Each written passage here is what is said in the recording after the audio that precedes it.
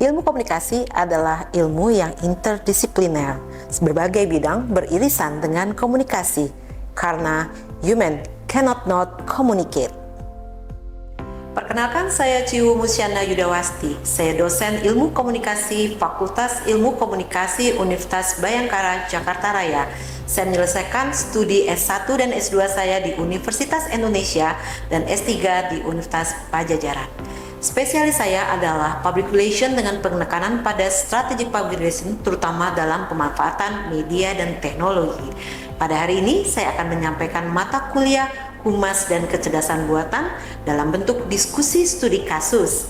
Mata kuliah ini merupakan mata kuliah pilihan dengan prasyarat telah lulus pengantar Public Relation, dan mata kuliah ini memiliki bobot 3 SKS. Topik pada hari ini adalah tentang disrupsi profesi public relation di era digital. Mata kuliah ini akan mempelajari pengelolaan public relation sejalan dengan perkembangan kecerdasan buatan dengan mengedepankan pada 3 hal, yaitu karakteristik atau memahami budaya organisasi, budaya mendengar, dan bertanggung jawab. Teknologi 4.0 telah mengalihkan pekerjaan manusia kepada kecerdasan buatan. Teknologi ini telah melakukan revolusi di industri komunikasi, termasuk public relation.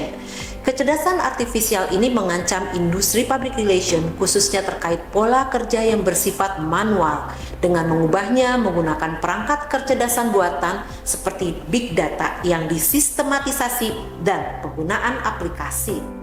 Dari mata kuliah ini, kami berharap mahasiswa akan memahami sejumlah pekerjaan public relation yang terancam hilang, yaitu seperti media monitoring, analisis media, dan distribusi siaran pers.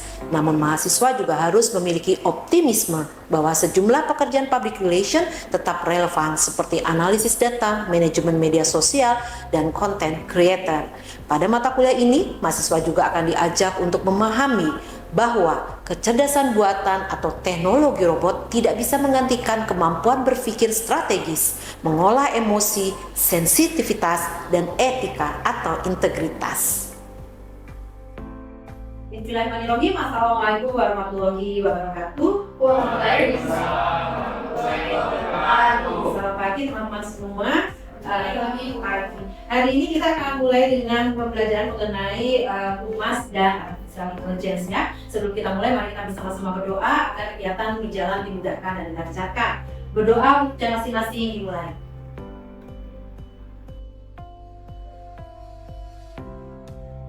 Amin. Kelas, apakah ada yang tidak masuk hari ini? Tidak ada ya, tidak ada yang absen, tidak ada yang otak kamu ya.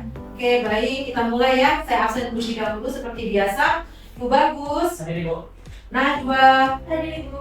Raisa, Hadir. Maisha, Hadir. Alida. Hadir. Kemarin minggu lalu nggak masuk ya Alida ya? Oke, jangan masuk lagi ya. Ivan, Ayu. Hadir, Ibu. Oke, baik, kita akan mulai kegiatan hari ini ya. Oke, teman-teman semua, minggu lalu kita sudah masuk mengenai diskusi tentang apa sih tujuan di kelas ini, kemudian do and don'ts di kelas saya ya. Nah, pada kesempatan pertemuan kedua ini kita akan membahas lebih dalam lagi mengenai PR dan artificial intelligence. Nah, supaya teman-teman ingat lagi kemarin kita sudah diskusi ya bahwa apa sih kondisi PR pada saat ini gitu ya, kemudian sejarah PR. Nah, saya ingin ulang lagi nih, ada yang masih ingat nggak sih kira-kira apa sih itu artificial intelligence? Boleh angkat tangan? Siapa yang mau angkat tangan? Oke, kecerdasan. Ya, kecerdasan buatan. Terjemahannya Indonesia adalah kecerdasan buatan. Sebenarnya kecerdasan buatan yang seperti apa? Ini. Mungkin ada yang masih ingat minggu lalu berkaitan dengan penggunaan sistem komputer di mana menstimulasi human atau manusia gitu ya dalam prosesnya ya melalui apa? Interpretasi dan bahasa yang generatif. Ya, jadi bahasa yang kemudian dibuat menjadi sesuatu yang baru.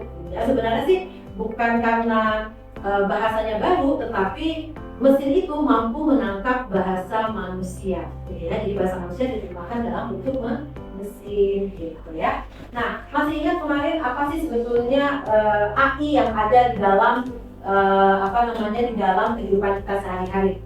Ada yang pernah pakai e-letter, e-pay letter, e-commerce misalnya, atau ada teman-teman yang sering pakai medsos. Siapa di sini yang nggak punya medsos? Medsos ya. Oke, semuanya punya medsos ya. Terus kemudian masih ingat pada waktu pandemi kita belajar menggunakan Zoom, memakai Zoom jarak jauh. Itu semua sebenarnya adalah perangkat-perangkat berbasis AI gitu ya. Dan jangan lupa setiap hari Anda handphonenya di mana? Ada status kah atau ada sesuatu kah yang Anda lakukan?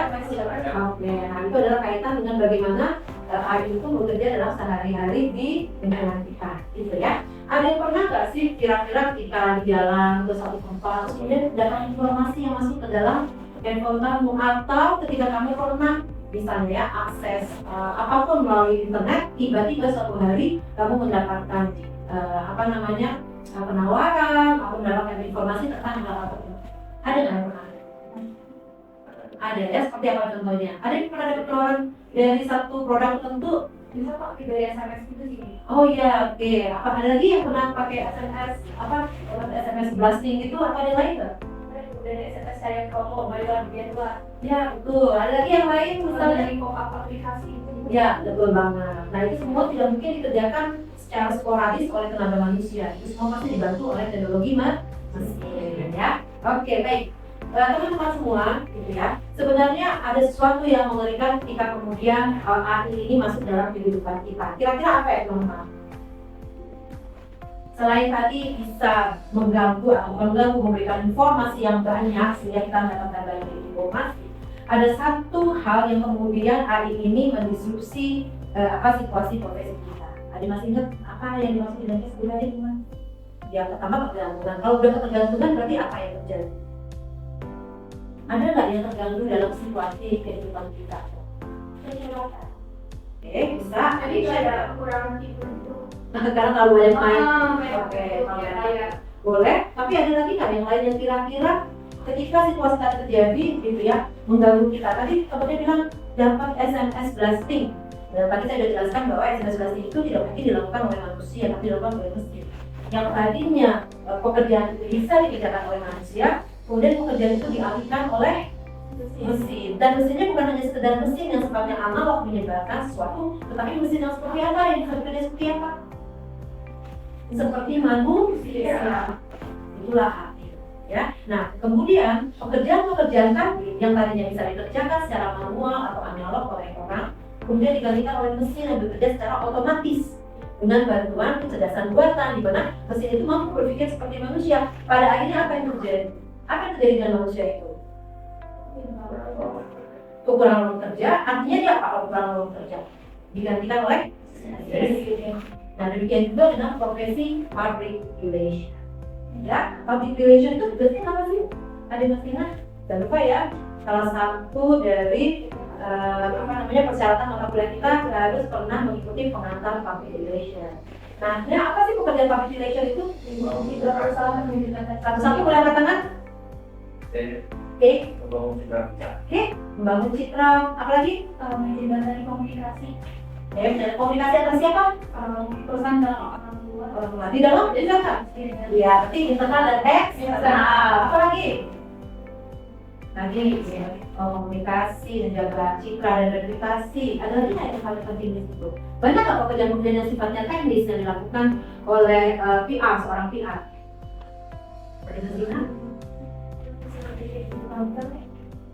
Bisa. Artinya mereka akan menggunakan sosial media ya. Yang lain? Masih ingat? Kalau bisa jadi gerangan tentang perusahaan gimana? Ya, bisa. Ya, pada intinya sebenarnya ketika AI itu kemudian atau intelektual kecerdasan buatan ini kemudian dibuat oleh manusia, dia otomatis akan menggantikan pekerjaan-pekerjaan yang sifatnya sebenarnya teknis. Ya, seperti pertama tadi information distribution.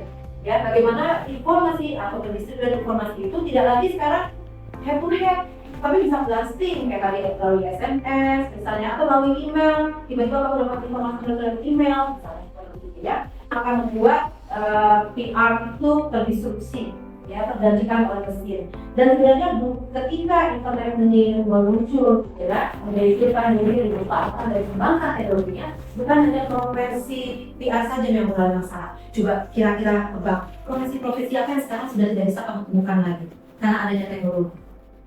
Guru publik. Guru publik. Guru publik? Oh, guru publik, ya. Oke, guru publik contohnya apa? Kenapa dia bisa hilang dari peredaran? Hilang dari peredaran. Kalau pasti kan bisa terus-terusan belajar sedangkan ya kan? Yes, betul. Itu revolusi industri ya, teman-teman ya. Masih ingat ya, yang dulunya kita itu mengerjakan ribuan buruh, kemudian digantikan robot, digantikan mesin, akhirnya separuh pekerjaan manusia itu tergantikan. Dan satu pekerjaan yang mungkin kamu sering lihat, yaitu sering lewat jalan tol ya. Iya. Dulu di jalan tol ada orang yang ngasih kartis ya. Sekarang ada nggak yang ngasih kartis? Apa yang dilakukan oleh kita? Iya, bahkan tappingnya ada dua jenis, bukan tapping yang gini lagi. Begitu dia lewat, langsung dipotong dari kita punya akun, ya. Itu udah berapa orang yang hilang pekerjaan? Banyak. Ya, terus kalau kalian pergi ke bank, sekarang ada berapa banyak teller yang ada di bank? Cuma yang lainnya pakai apa sih? Pakai mesin. Kita bisa nabung lewat mesin, kita cetak kartu lewat mesin, ya kan? Bisa ini mereka. Iya, pakai mesin. Coba berapa banyak orang di bank yang sekarang? Termasuk juga public relation. Ya, di public relation itu work modelnya sekarang berubah. Ya, jadi tidak lagi dia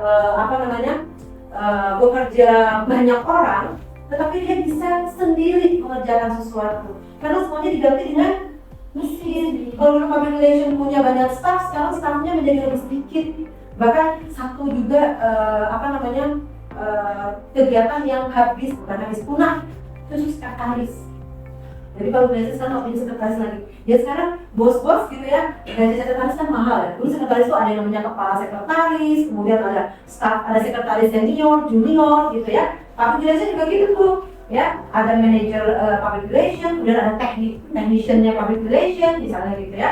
Ada media relation yang itu semua bisa digantikan hanya dikerjakan paling tidak hanya 2 orang. Satu headnya, satu staff, semua pegang handphone. Semua data bisa langsung di-connect. Jadi work modelnya menjadi berubah. Yang tadinya amat sangat banyak menjadi sedikit, gitu ya. Kemudian juga narrative control. Karena tadi kita udah lihat ya bahwa kita ada dalam satu grup, kita bisa lihat datanya segala macam, sehingga data itu atau pesan-pesan itu sebenarnya bisa langsung di-up pada satu orang saja. Satu orang bisa nge-blast ke yang lain sehingga kontrol itu menjadi lebih strict, gitu ya. Nggak kayak dulu. Pas di sini, taruh di sini, begitu pas jadi posternya, kok gini posternya? Sekarang langsung dia bareng ya, pakai ChatGPT keluar posternya, gitu kan? Tinggal kita cek ya, ini bagi itu orang semua, langsung belas nih. Kalau dulu kan banyak banget, ya satu. Kita juga harus memiliki keterampilan melakukan storytelling dengan berbagai platform. Ya nanti kita akan bahas nih, apakah bagus dalam satu platform kemudian satu akun kemudian satu email misalnya kemudian di-share ke platform yang berbeda, ataukah gitu ya berbeda-beda akunnya tetapi dengan nama yang sama. Ya, kita akan bahas itu ketika kita membahas tentang cyber law ya. Ini jadi perhatian yang khusus karena akan berkaitan nanti dengan etika, berkaitan juga nanti dengan berbagai integritas ya dari data, kredibilitas dari narsum, dari informan dan seterusnya ya. Oke teman-teman, yang terpenting lagi sebenarnya adalah ketika function dari PR itu berubah gitu ya, strategi-strategi dalam administratif yang sifatnya administratif gitu ya, itu bisa dibantu atau diformaliskan melalui pekerjaan bersama mesin ya. Kita punya banyak banget program yang sebenarnya bisa mencatat atau merecord pekerjaan-pekerjaan manajemen kita gitu ya. Dan kemudian tadi karena banyaknya informasi yang muncul melalui platform yang kita gunakan gitu ya oleh PR gitu ya, berarti apa? Setiap orang harus bagaimana? Seorang PR itu harus memiliki apa? Dalam apa itu maksudnya? Skill dalam data literasi. Artinya apa? Bisa memilah dan memilih data yang paling tepat dan pas untuk dimanfaatkan. Jangan sampai kenapa hoax misalnya gitu. wah perusahaan ini menunjukkan ini, padahal bohong.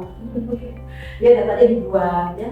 Jadi keterampilan ini jadi tinggi nih, gitu ya. Belum lagi tentang ini, social and cultural sensitivity. Apa itu artinya? Harus punya sense of crisis. Kita harus punya sense of crisis itu.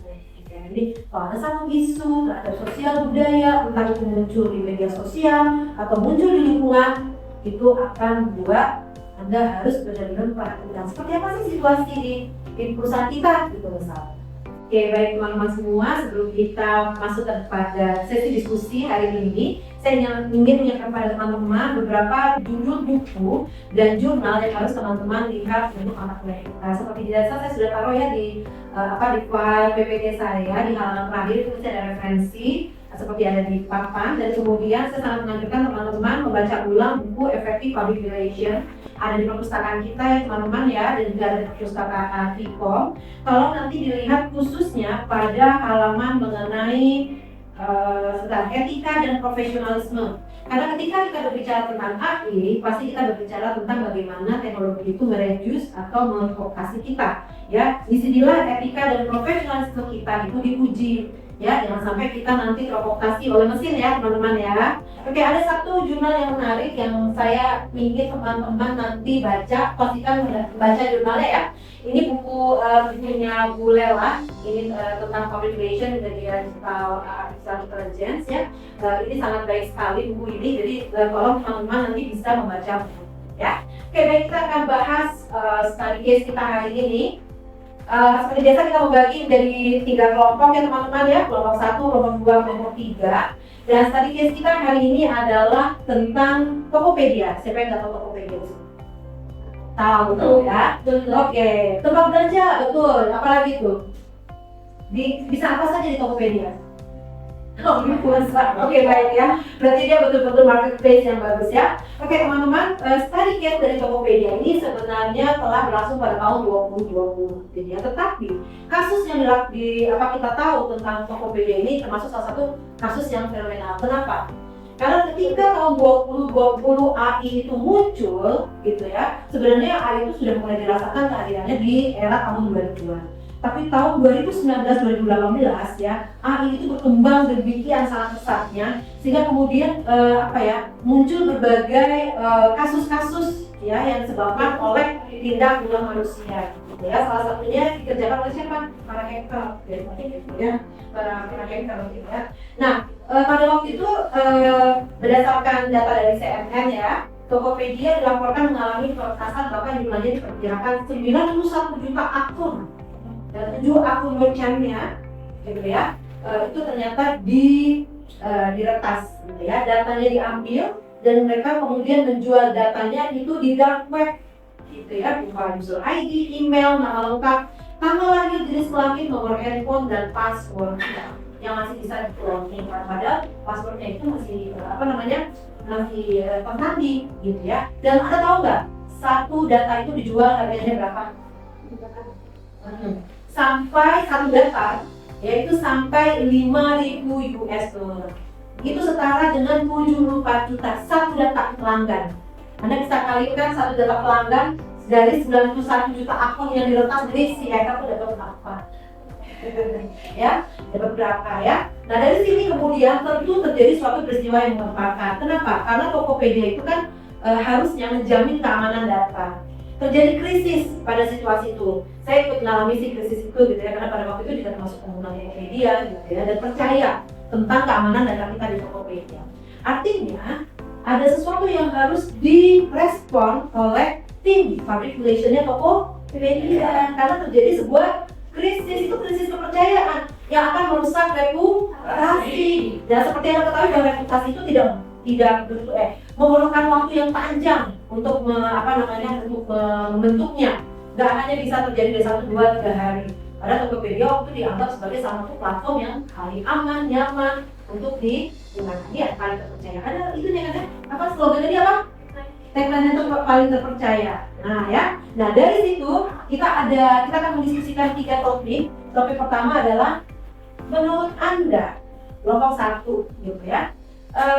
bagaimana sih PR dari Tokopedia itu merespon situasi seperti ini, gitu ya. Kemudian untuk kelompok kedua, gitu ya, menurut Anda berdasarkan tadi kasus tadi, gitu, karakteristik PR seperti apakah yang dibutuhkan di era digital atau di era banjirnya penggunaan kecerdasan buatan saat ini. Nah, untuk kelompok yang ketiga, gitu ya, menurut Anda seberapa penting sih reputasi perusahaan itu dan bagaimana membangunnya, gitu ya, di era digital saat ini, apalagi di era hari ini, di mana semua data itu bisa diubah dengan seenaknya oleh orang-orang yang tidak bertanggung jawab. Oke, kita akan mulai dari kelompok 1. Silakan, apakah punya ide tentang seperti apa sih PR Tokopedia harus merespon situasi yang seperti ini? Silakan kita berbicaranya. Menurut kami yang kelompok 1 Boleh mendengarkan teman-teman. sebagai seorang PR itu tentunya harus tanggap dan transparan. Nah, selain itu juga seorang PR juga harus punya langkah-langkah apa yang harus dilakukan. Yang pertama, kita harus melakukan komunikasi terbuka kepada publik. Kita harus memberikan informasi sejujurnya apa yang sedang terjadi, bagaimana data itu bisa bocor, dan kapan terjadinya oleh siapa. Lalu langkah kedua itu tentunya seorang PR harus menunjukkan empati, harus memberikan permintaan maaf kepada publik karena kita harus tetap menjaga kepercayaan pengguna karena pengguna itu menjadi prioritas utama. Dan yang ketiga, tentunya kita juga harus memberi panduan nih apa yang harus pengguna lakukan agar dapat menghindari kebocoran data.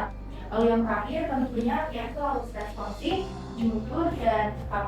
Menurut kami begitu. Oke, good. Saya minta tanggapannya. Siapa kelompok yang akan bertanggapan? Boleh angkat tangan, kelompok yang harus berikan tanggapan. Tadi ada kata kuncinya, PR itu harus tanggap, responsif berarti ya, tanggap responsif. Kemudian jujur, ini menarik nih. Ketika dia berkata jujur gitu, apakah itu bisa menghancurkan perusahaannya dengan tagline terpercaya karena berhasil di-tag gitu ya. Satu lagi tadi apa? Jujur, responsif, dan cepat gitu ya. Silakan kelompok 2. Kalau menurut kelompok 2 mau bertanya sama kelompok 1, jujur dalam artian apa? Maksudnya data apa yang bisa membuat orang tuh percaya kalau tidak akan terulang lagi? Sama nanti. Ini menarik. Apa yang sudah kalau ada pertanyaan? Ini bisa memang menjamin data kerahasiaan data kita. Kira-kira PR harus seperti apa nanti? Karena kan harus membuat data ya, jadi orang tuh nggak mungkin percaya gitu aja kalau nggak terjadi itu lagi. Apa yang menguatkan orang-orang dan pemakai di Tokopedia itu nggak kayak lu cuma ngomong doang atau apa, tapi nggak ada yang bisa membuktikan. Jadi menurut saya pribadi, kita sebagai PR itu nggak bisa terlalu memberikan kualitas yang terlalu cepat gitu. Jadi harus ada pertimbangan yang benar-benar matang gitu, yang kayak gitu diomongin dari angsa sama perusahaan, stakeholdernya segala macam kan. Pasti di dalam Tokopedia itu ada emang yang berkepentingan ya sebanyak gitu. Dengan adanya auditnya pasti ada lah penurunan ranking atau apa, jadi kan pasti mengejar. Jadi kayak mungkin cepatnya itu lebih ke posisi ini, maksudnya nggak bisa terlalu cepat juga, jadi kayak sebagai PR juga harus berhati-hati, takutnya malah kita cepat-cepat klarifikasi dan segala macam itu takutnya malah jadi guru sendiri buat pihak Tokopedia-nya. Oke, baik. Pelajaran pertama, berarti di dalam tim manajemen PR kita harus punya apa yang namanya apa? Tim manajemen krisis.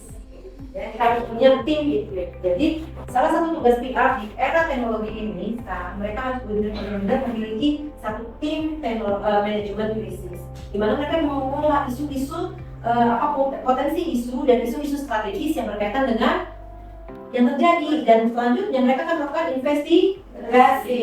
Nah, dari hasil investigasi itulah akan ditunjuk juru bicara, gitu. Mana data yang bisa diberikan ke publik dan mana data-data yang memang harus di-keep untuk menyeimbangkan apa situasi kasar. Tapi bukan berarti tidak jujur. Saya sepakat harus jujur ya, tetapi tentu harus berdiskusi dulu dengan tim-timnya kan. Tapi jujur itu menjadi penting karena itu kredibilitas kita, apalagi tagline dari Tokopedia tadi apa? Iya, percaya. Oke, nah kalau gitu bagaimana? Kita lanjut ya, karakternya seperti apa? Seorang PR itu harus bagaimana? Harus memiliki jiwa yang bagaimana untuk seorang PR? Di era ini ya, di era artificial intelligence ini.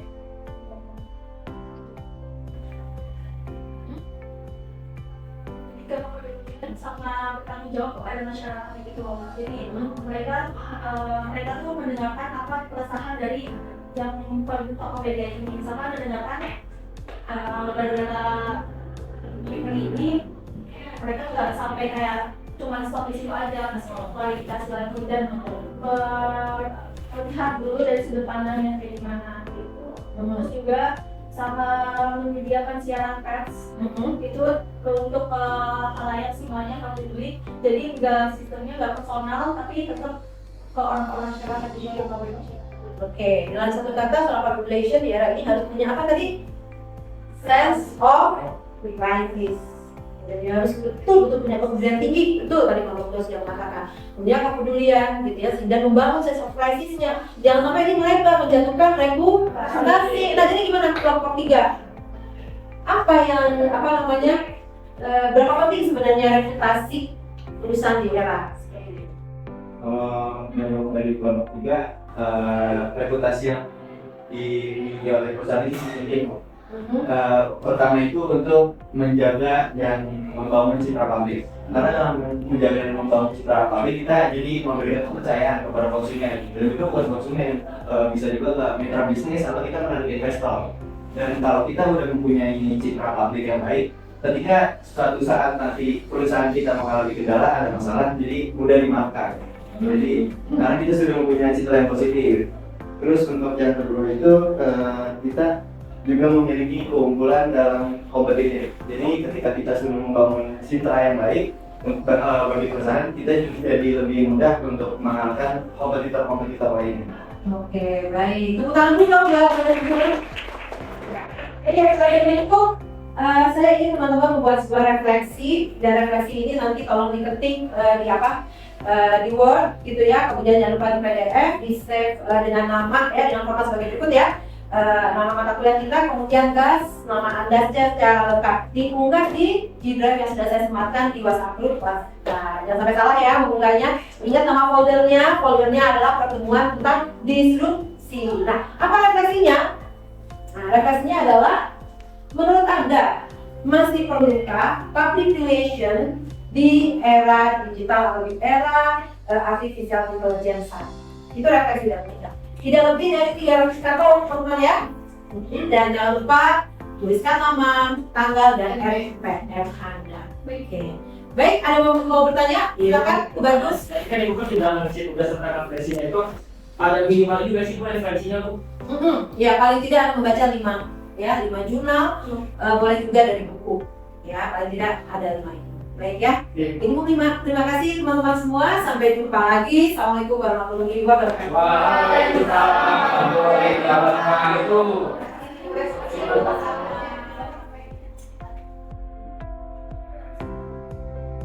Demikianlah kelas hari ini. Terima kasih atas perhatiannya. Mohon maaf lahir batin jika ada hal yang kurang berkenan. Tetap semangat dan jangan lupakan bahwa kita harus selalu optimis dan menjaga integritas serta wawasan kebangsaan dalam konteks keamanan di kancah perkembangan kecerdasan buatan. Sampai jumpa lagi.